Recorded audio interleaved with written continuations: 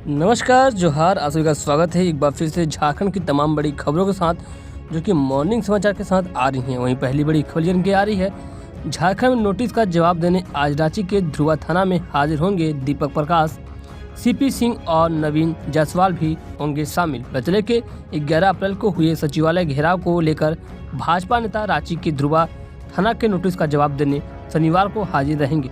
भाजपा के प्रदेश अध्यक्ष व सांसद दीपक प्रकाश, रांची विधायक सीपी सिंह, हटिया विधायक नवीन जायसवाल और बीजेपी के मीडिया प्रभारी अशोक बड़ाइक अपना पक्ष रखने थाना जाएंगे। शनिवार की सुबह 11 बजे भाजपा के सभी नेता ध्रुवा थाना पहुंचेंगे। तो वहीं दूसरी ओर झारखंड में सरकार की एयर एम्बुलेंस सेवा 28 अप्रैल से होगी शुरू। बचले के मुख्यमंत्री हेमंत सोरेन 28 अप्रैल से राज्य सरकार की एयर एम्बुलेंस की सेवा शुरुआत करेंगे। इस सेवा में जरिए इमरजेंसी की स्थिति में मरीज को देश के अन्य अस्पतालों में बेहतर इलाज के लिए ले जाने की सुविधा कम दरों पर मिलेगी। बचले की नगर विभाग के निदेशक संचालक कैप्टन एसपी सिन्हा ने बताया कि एयर एम्बुलेंस की सेवा दिल्ली, मुंबई, लखनऊ, चेन्नई, हैदराबाद, बनारस जैसे शहरों के लिए होगी। केवल 3 घंटे की सूचना पर ही एयर एम्बुलेंस मरीज के लिए उपलब्ध होगी। बचले के बताया गया है कि राज्य सरकार अपना एयर एम्बुलेंस रख रही है, जो स्टेट एंगर में रहेगी। इसकी सेवा न केवल रांची के बल्कि देवघर, दुमका, गिरिडीह, धनबाद, बोकारो व जमशेदपुर की हवाई पट्टी से भी मिलेगी। उन जिलों के मरीज नागर विमानन विभाग या संबंधित जिलों के डीसी से संपर्क करेंगे तो 3 घंटे के अंदर में ही सेवा उपलब्ध करा दी जाएगी। तो वहीं दूसरी ओर 10 साल से बन रहा है पशुपालन विभाग का वैक्सीन लैब, एनडीबी ने मानक के अनुरूप नहीं बताया। पता चले कि पशुपालन विभाग का अत्याधुनिक वैक्सीन लैब का निर्माण पिछले 10 साल से हो रहा है। निर्माण कांकेर में पशु स्वास्थ्य उत्पादन संस्थान के परिसर में हो रहा है।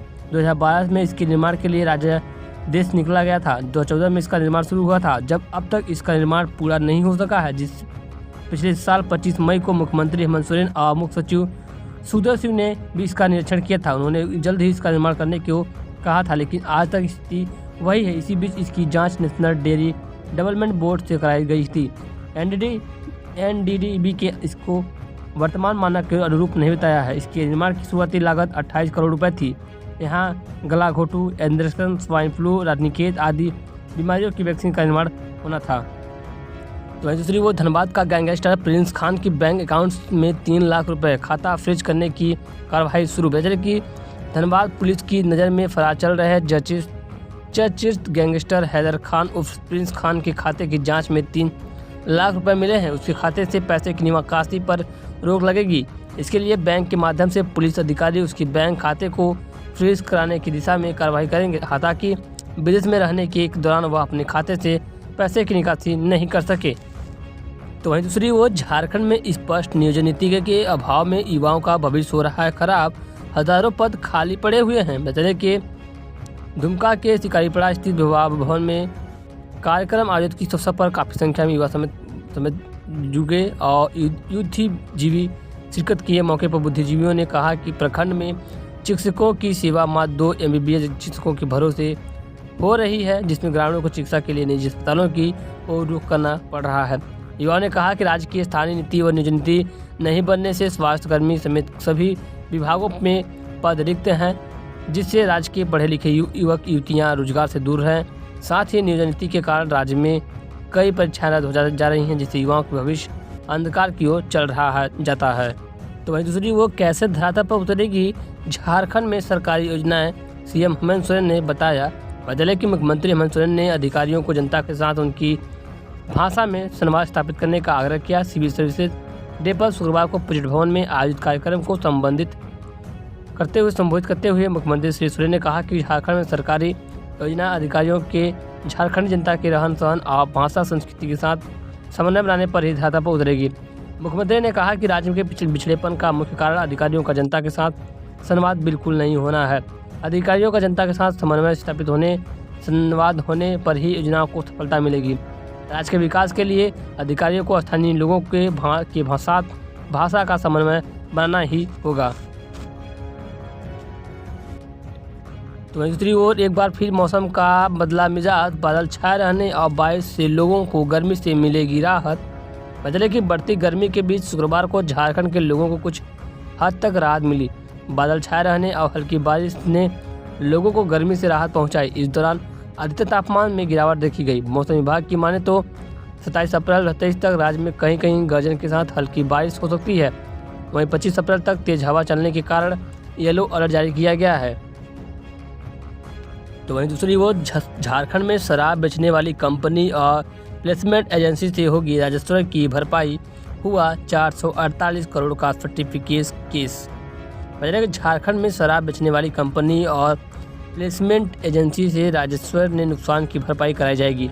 इसके लिए Jharkhand state beverage corporation limited से संबंधित एजेंसी पर लगभग 448 करोड़ का सर्टिफिकेट केस किया गया है। वित्तीय वर्ष 2022-23 में नई उत्पाद नीति के तहत राज्य में 4 प्लेसमेंट एजेंसियों को शराब बेचने की जिम्मेदारी दी गई थी। नई उत्पाद नीति के 2500 करोड़ रुपए राजस्व का लक्ष्य निर्धारित किया गया था। बजट की उत्पाद नीति के तहत 1 अप्रैल की जगह 1 मई से शराब की बिक्री शुरू हुई। इस कारण राजस्व का लक्ष्य 2500 से घटाकर 2310 करोड़ दिया गया। वित्तीय वर्ष 2023-22 में 54 करोड़ का राजस्व प्राप्त हुआ। इसमें 1719 करोड़ का राजस्व शराब बेचकर मिला है। शेष 335 करोड़ रुपए बैंक गारंटी जब्ती, बार लाइसेंस, लेवल रजिस्ट्रेशन और JSBCL द्वारा जमा किए गए हैं। तो दूसरी ओर झारखंड के ईडी के समक्ष पेश नहीं हुए रांची के पूर्व DC छवि रंजन 24 अप्रैल को फिर बुलाया गया है। बदले की ईडी ने रांची के पूर्व उपायुक्त और समाज कल्याण निदेशक छवि रंजन के समय देने की मांग खारिज कर दी है। उन्होंने 24 अप्रैल को पूछताछ के लिए बुलाया गया है। दूसरी ओर ईडी कोर्ट में दर्ज मामले में दाह यादव के पिता पशुपति यादव गिरफ्तार को पुलिस ने साहिबगंज स्थित उसके आवास से गिरफ्तार किया है। तो वहीं दूसरी ओर ई-बिल पर कोयला चोरी मामले में 23 कंपनियों का निबंधन रद्द, 3 का लाइसेंस हुआ सस्पेंड। बजाय की फर्जी कंपनियों के नाम पर निकाले गए ई-वे बिल परमिट पर 1606 करोड़ के कोयला चोरी मामले में 23 कंपनियों का रजिस्ट्रेशन रद्द कर दिया गया है। इसके अलावा 3 का लाइसेंस सस्पेंड कर दिया गया है। अन्य 24 कंपनियों की जांच चल रही है।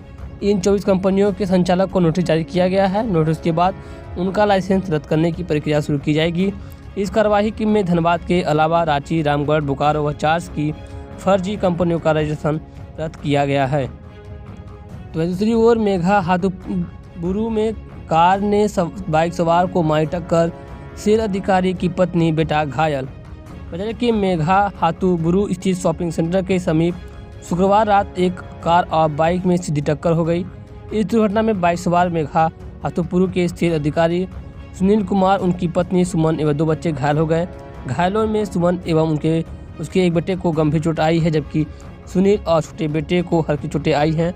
घटना के तत्काल बाद वहां मौजूद थाना प्रभारी फील मोन लकड़ा एवं जवान तथा अन्य दुकानदारों की मदद से घायलों को तत्काल सेल अस्पताल लाया गया। घटना की खबर पाकर सेल के अधिकारी अस्पताल पहुंचे तथा घायलों को रांची स्थित वेदांता अस्पताल शिफ्ट करने की तैयारी चल रही है। घटना के संबंध में बताया गया है कि सुनील कुमार अपनी पत्नी और बच्चों को बाइक से घुमाने निकले थे, तभी नशे की हाथ में तेज रफ्तार कार ने उनकी बाइक को पीछे से जोरदार धक्का मार दिया। धक्का मारने के बाद कार सवार घटनास्थल से भागने में सफल रहा, जबकि कार को पुलिस जब्त कर थाना ले गई।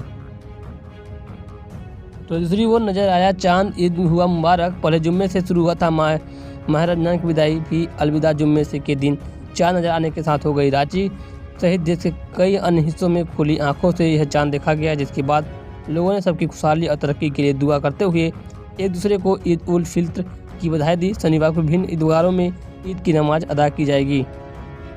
तो दूसरी ओर वीरेंद्र राम के परिवार का मासिक घरेलू खर्च करीब 25 लाख रुपए, ईडी ने चार्जशीट में किया जिक्र। प्रवर्तन निदेशालय ने ग्रामीण विकास विभाग के suspend chief engineer Virendra Ram और उसके पारिवारिक सदस्यों के खिलाफ आरोप पत्र दायर कर दिया है। ईडी ने मनी लॉन्ड्रिंग के आरोप में वीरेंद्र राम की पत्नी राजकुमारी, पिता गेंद्रा राम और इसके भाई आलोक रंजन को आरोपी बनाया है। आरोप पत्र में वीरेंद्र राम की ऐशो आराम की जिंदगी को दर्शाने के लिए उसके 2 महीने के घरेलू खर्चे का उल्लेखन किया गया है। इस मद में उसने महज 2 महीने में 49.13 लाख रुपए खर्च किए हैं।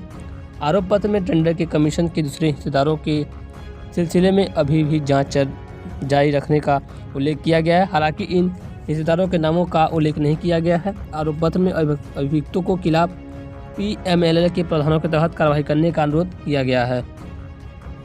तो दूसरी ओर झारखंड में 5G नेटवर्क स्थापित करने की पहल करने वाला PSU बना BCL TCIL के साथ हुआ समझौता। बजट के बोकारो स्टील प्लांट और इसके अधीनस्थ इकाई Jharkhand group of mines colliery CCSO और SRU सहित गैर कार्य संकाय कार्य क्षेत्र में 5G IT दूरसंचार प्रौद्योगिकी एवं अन्य वायरलेस संचार तकनीकियों के उपयोग के लिए शुक्रवार को समझौता हुआ। सेल बोकारो स्टील प्लांट एवं टेलीकम्युनिकेशंस कंस्ट्रक्शन इंडिया लिमिटेड के बीच समझौता ज्ञापन पर हस्ताक्षर हुआ। BSL की ओर से अधिशासी निदेशक BK तिवारी और CGM शरद गुप्ता ने हस्ताक्षर किया। वहीं TCIL की ओर से ED और अलका सिलोट अस्थाना एवं GM संजय कुमार ने हस्ताक्षर किया। तो फ्रेंड्स फिलहाल खबरों में बस इतना ही। कुछ आज की तमाम बड़ी खबरें जो कि झारखंड से आज, तो उम्मीद है खबर पसंद खबरों को शेयर कीजिएगा, लाइक कीजिएगा, चैनल पर पहली बार आज सब्सक्राइब जरूर कीजिए। जय हिंद, वंदे मातरम।